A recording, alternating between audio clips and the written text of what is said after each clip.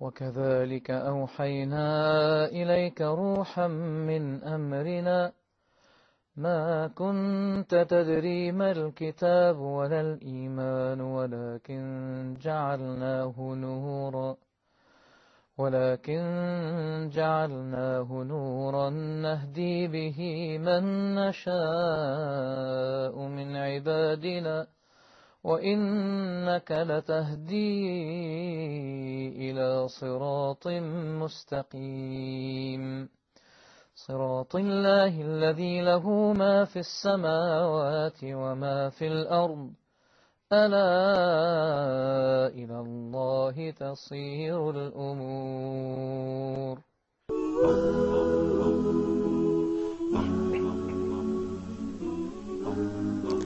Assalamu alaikum wa rahmatullahi wa barakatuh. All praise for Allah, Lord of the worlds, and peace and blessings be upon Prophet Muhammad, his companions, and all those who strive to follow in their footsteps. Welcome to another edition of Quran and Science. My name is Sharif Tuni, and this is brought to you from Huda TV. In today's edition, we'll be discussing about the day and night. And for this, we have with us Professor of Geology at many Arab and international universities, Professor Zaghlol El-Naggar. Hello and welcome to the show, sir. We have with us also my dear guests, Zabihullah Karim and Abdurrahman Ismail. Assalamu alaikum. Okay, at the beginning, before we move into a further explanation of day and night and the scientific notations behind this, we'll move to a verse or ayah from Surah Al-An'am, and we'll return back, so stay tuned.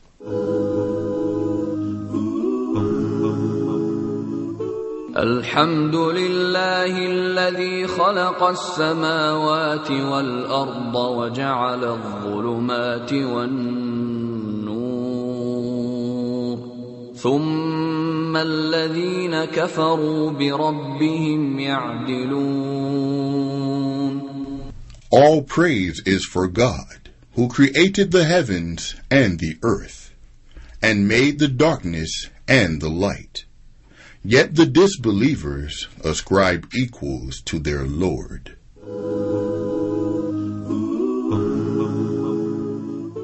Assalamu alaikum wa rahmatullah. Welcome back. You're watching Quran and Science. And first, I'd love to ask my dear guests about what is the meanings you're getting from this verse or ayah. I'll start by you, Zabihullah Karim, for this. What is the meaning that you're getting behind this? And what is the meaning behind having this ayah starting with the word Alhamd? Alhamd, the meaning is that praise be to Allah, the one and only, who created the skies, heavens, and the earth, and who created the darkness and the light. And still there's people, non-believer, who make equals to their Lord. Okay. What about you, Abdurrahman? I believe that in this verse, Allah is asking people not to confine their perspective to what they have in their hand. I mean, not to thank Him only for being healthy and having a good family, but also to thank Him for things in the universe. God asks us to thank Him for creating earth and sky.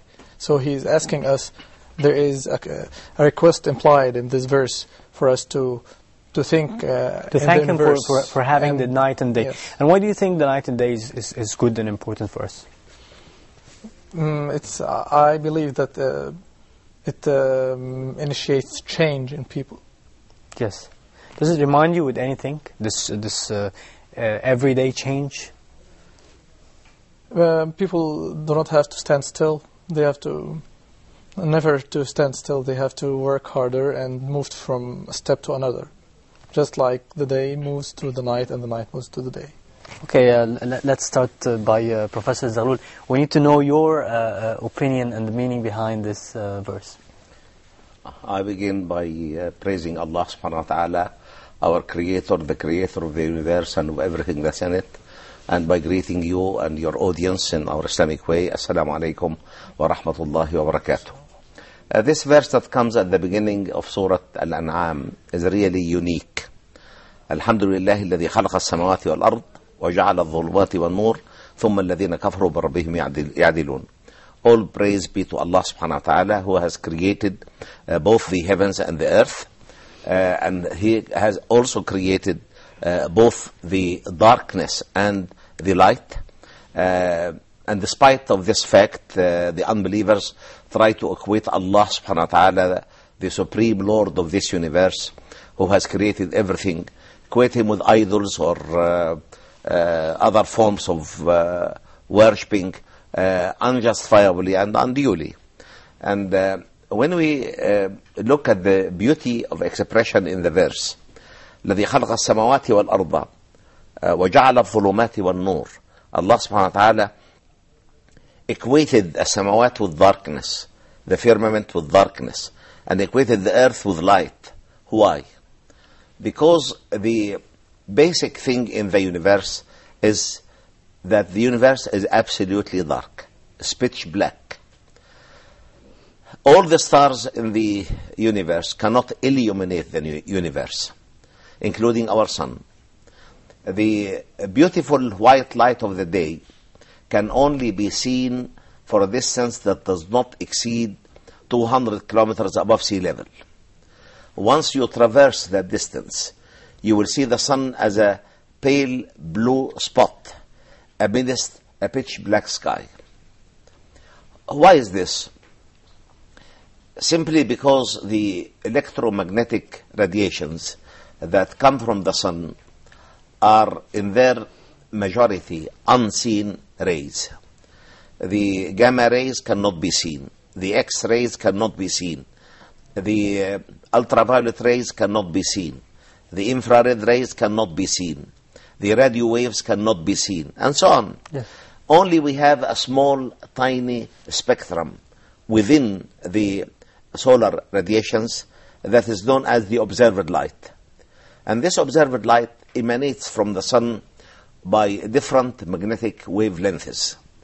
And if these wavelengths are scattered, they even cannot be seen. When they enter the lower atmosphere, they become multiply reflected and refracted by dust particles in the lower atmosphere, by gas molecules in the atmosphere, by water vapor in the atmosphere. And this mixes these different electromagnetic waves together to give that beautiful white light of the day, which is a great mercy from Allah subhanahu wa ta'ala and a great bounty from Allah subhanahu wa ta'ala. So the mercy comes from that the rays are not directed to earth, it comes from the reflections and the refractions. No, it does not come directly to earth. It comes to earth, but if it comes as separate wavelengths, they cannot be seen. Yes. And we have a simple experiment in physical laboratories. If you have a disk on top of which you have colored the spectra of the twilight, the red, the orange, the yellow, the green, the blue, yes. The indigo, and the violet. And you spin that disk very rapidly, it will give you a white light. If the spinning lowers, you lower the speed, you get seeing this spectra one after the other. Mm-hmm. And this is the combination that brings the out the white combination light. that brings this white light, you see. So without this, the alternation of day and night, the alternation of darkness and illumination, life would have been virtually impossible. Why?